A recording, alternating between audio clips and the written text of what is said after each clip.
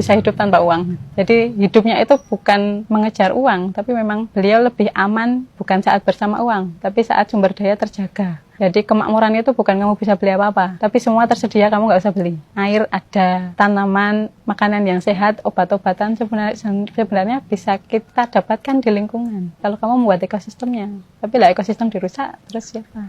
Misi kita kan apa yang kita jalani. Jadi apa yang kita makan, apa yang kita huni ini sumbernya kebermanfaatan, Mas. Jadi kayak makanan, kalau bisa kita tidak hanya halal, tapi kalau bisa thayyibnya. Jadi cara mengolahnya benar, makanannya benar, juntrung bahannya itu juga kita tahu, kita olah, kita menanam apa yang kita makan. Apa yang kita makan, kita tanam. Jadi kita berusaha produktif di rumah, tidak konsumtif apa-apa beli. Jadi kita itu bedanya orang dapat gaji buat beli apa-apa. Lah kalau kita bikin apa-apanya itu tidak melewati uang. Kalau homestead sendiri bisa dijelaskan?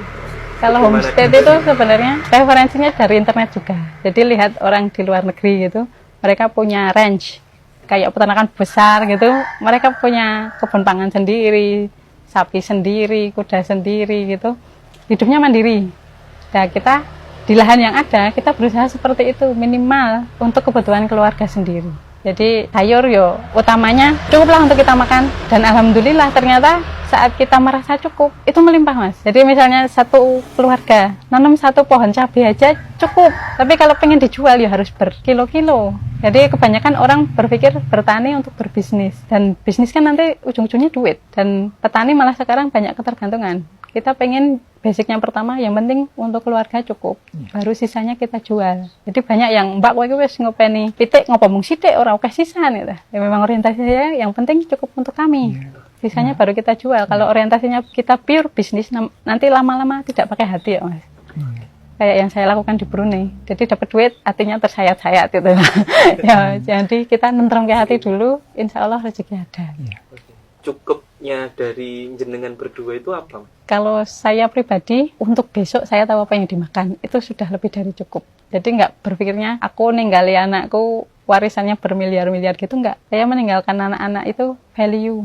Kue jaga lingkungan, itu warisan yang berharga. Yang gue orang bisa menemukan bumi lain, ya kita jaga.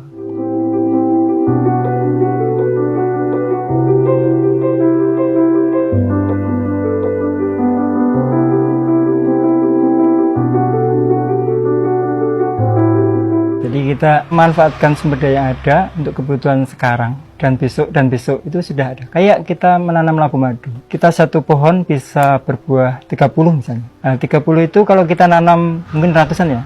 Itu kita petik sekarang bisa dimasak setahun yang akan datang. Sudah melimpah untuk segi karbohidrat. Kita melihara ternak.